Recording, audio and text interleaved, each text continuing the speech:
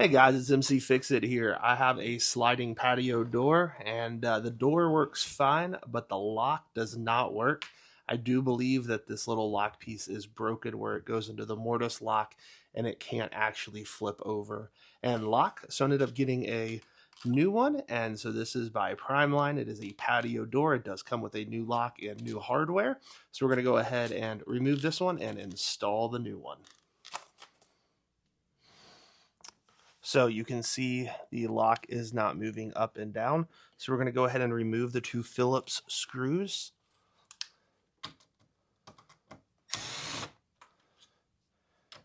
There's one. There's the second one.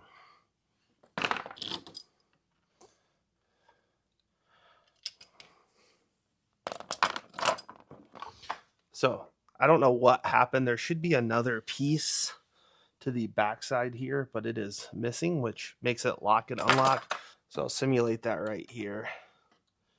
See, that's where it's going to lock, then unlock, and the piece is missing right there. So we're going to go ahead and get the new one.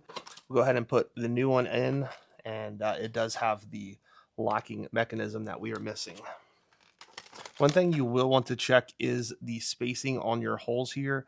It is 3 inches and 15/16, and so you will want to make sure you got the correct size. Most of them are that size at the box stores. So this comes with the locking mechanism and screws.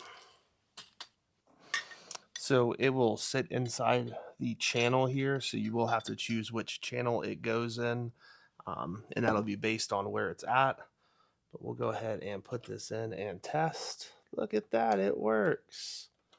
So you can see that my handle is not going to lay flat because this hole is smaller than this right here. So I'm going to get a drill bit and just extend this hole out just a little.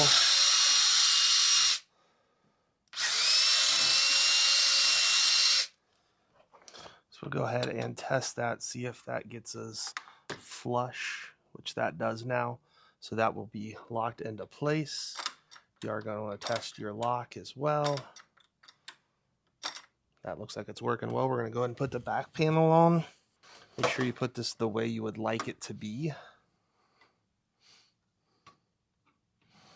And then we'll go ahead and grab one of the screws, start putting it through.